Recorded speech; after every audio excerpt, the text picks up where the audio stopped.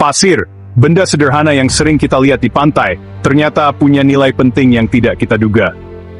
Pasir bukan hanya sekadar butiran halus yang kita injak saat berjalan di tepi pantai, tetapi juga merupakan komponen vital dalam berbagai aspek kehidupan kita.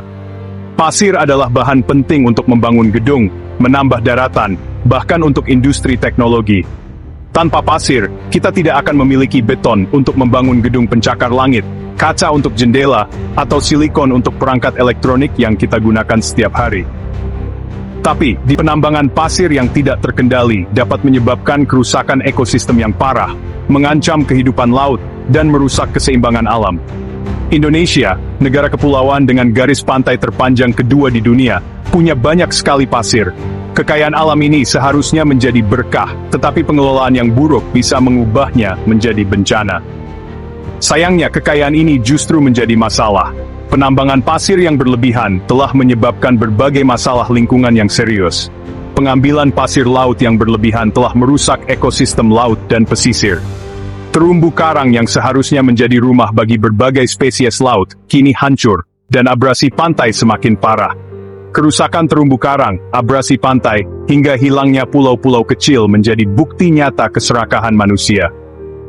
Pulau-pulau kecil yang dulu indah, kini hilang di telan laut, dan pohon-pohon di tepi pantai tumbang karena abrasi yang semakin parah.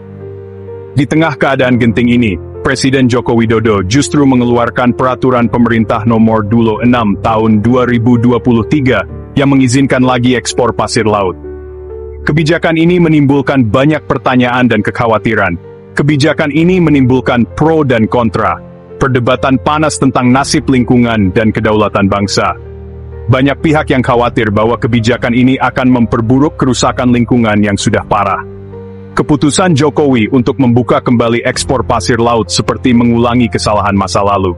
Sejarah telah menunjukkan bahwa ekspor pasir laut membawa lebih banyak kerugian daripada manfaat. Pada tahun 2007, Presiden Susilo Bambang Yudhoyono terpaksa menghentikan ekspor pasir laut karena kerusakan lingkungan yang parah dan penyelundupan yang merajalela. Keputusan ini diambil setelah melihat dampak negatif yang sangat besar terhadap lingkungan. Sekarang, di bawah kepemimpinan Jokowi, Indonesia kembali terjebak dalam bisnis pasir laut yang penuh kepentingan. Banyak pihak yang merasa bahwa keputusan ini lebih menguntungkan segelintir orang daripada kepentingan bangsa secara keseluruhan. Pertanyaan besar muncul, apakah Indonesia sudah belajar dari kesalahan masa lalu? Apakah kita akan terus mengorbankan lingkungan demi keuntungan jangka pendek? Ataukah kita akan kembali mengorbankan lingkungan dan kedaulatan demi keuntungan sesaat? Kita harus mempertimbangkan dampak jangka panjang dari setiap kebijakan yang diambil. Kita perlu berpikir mendalam untuk menjawab pertanyaan penting ini. Masa depan lingkungan dan kedaulatan bangsa ada di tangan kita. Nasib lingkungan dan masa depan bangsa dipertaruhkan dalam pusaran pasir. Kita harus bertindak bijak dan bertanggung jawab untuk menjaga kelestarian alam demi generasi mendatang. Setelah 16 tahun lamanya, Indonesia kembali mengizinkan ekspor pasir laut. Kebijakan ini menandai perubahan besar dalam pendekatan pemerintah terhadap sumber daya alam. Kebijakan ini tercantum dalam Peraturan Pemerintah Nomor 26 Tahun 2023 tentang pengelolaan hasil sedimentasi di laut. Dokumen ini mengatur berbagai aspek teknis dan legal terkait pengelolaan pasir laut. PP ini menjadi dasar hukum bagi kegiatan ekspor pasir laut yang sebelumnya dilarang melalui Keputusan Presiden Nomor 26 Tahun 2007. Larangan tersebut diberlakukan untuk melindungi lingkungan dan mencegah eksploitasi berlebihan. Keputusan Jokowi ini menuai pro dan kontra.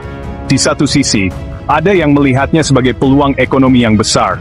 Ada yang setuju dengan alasan ekspor pasir laut bisa menambah pemasukan negara dan menggerakkan ekonomi. Mereka berpendapat bahwa dengan pengawasan yang ketat, dampak negatif bisa diminimalisir. Sementara itu, yang menolak mengecam keras kebijakan ini karena dianggap hanya akan mengulangi kesalahan masa lalu. Mereka khawatir bahwa kebijakan ini akan membuka pintu bagi eksploitasi yang tidak terkendali.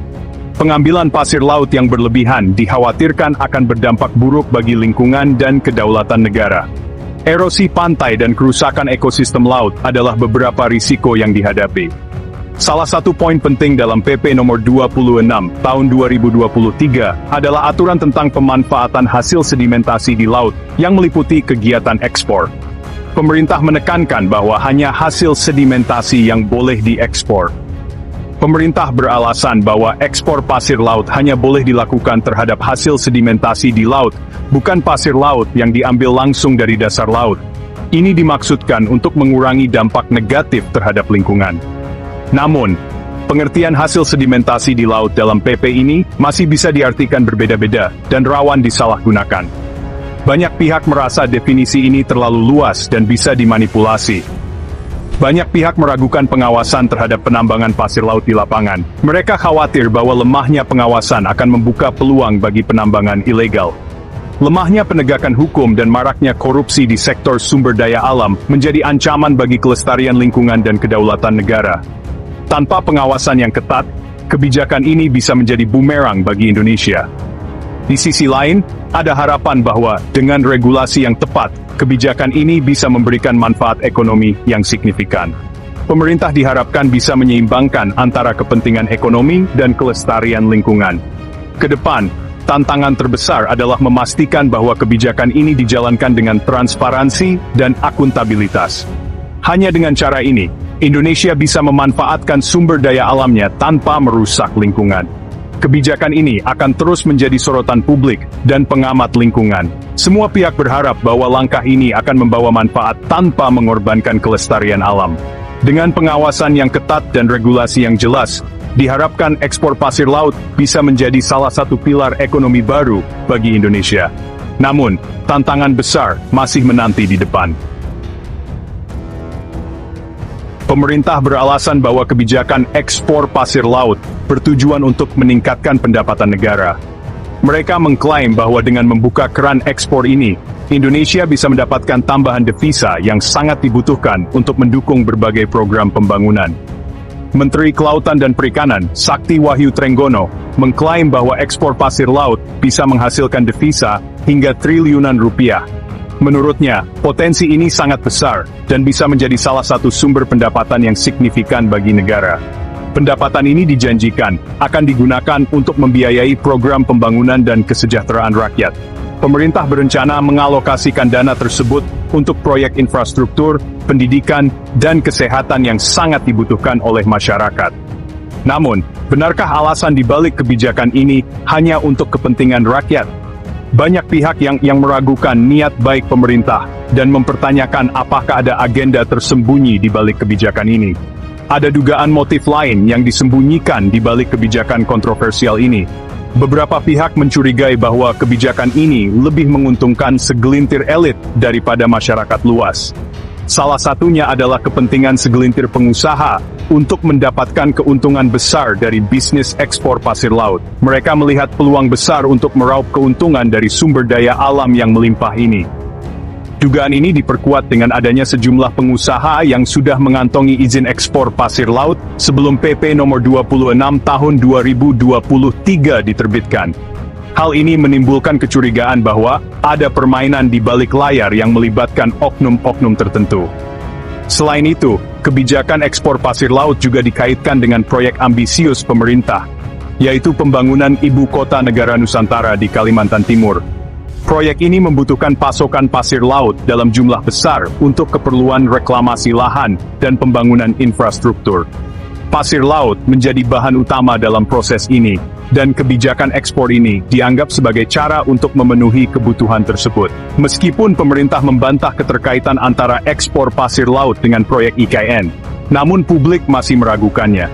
Banyak yang merasa bahwa ada hubungan erat antara kebijakan ini dengan ambisi besar pemerintah untuk memindahkan ibu kota.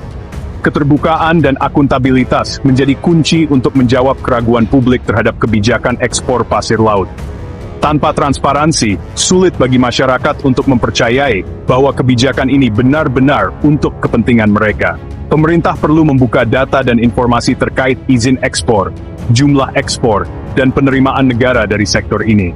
Dengan demikian, masyarakat bisa melihat secara jelas bagaimana kebijakan ini dijalankan dan siapa yang sebenarnya diuntungkan.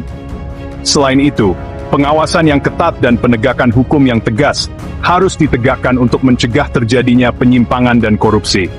Hanya dengan cara ini, kepercayaan publik bisa dipulihkan, dan kebijakan ekspor pasir laut bisa berjalan sesuai dengan tujuan awalnya. Untuk meredam kritik publik, pemerintah menjanjikan berbagai cara untuk memaksimalkan penerimaan negara dari ekspor pasir laut. Salah satunya adalah dengan menetapkan pajak ekspor yang tinggi. Pemerintah juga mewajibkan para eksportir pasir laut untuk menyisihkan sebagian keuntungannya ke dalam dana abadi untuk pemulihan lingkungan. Dana ini akan digunakan untuk membiayai program perbaikan ekosistem laut dan pesisir yang terkena dampak penambangan pasir laut. Namun, banyak pihak menilai skema pajak dan dana abadi hanya solusi sementara. Kebijakan ini dinilai tidak akan mampu menutupi kerugian lingkungan dan sosial yang ditimbulkan oleh eksploitasi pasir laut. Kerusakan lingkungan yang terjadi akibat penambangan pasir laut seringkali bersifat permanen dan membutuhkan waktu puluhan bahkan ratusan tahun untuk pulih kembali. Selain itu, efektivitas skema pajak dan dana abadi juga dipertanyakan. Pengalaman di masa lalu menunjukkan bahwa skema serupa seringkali gagal mencapai tujuannya karena lemahnya pengawasan dan maraknya korupsi.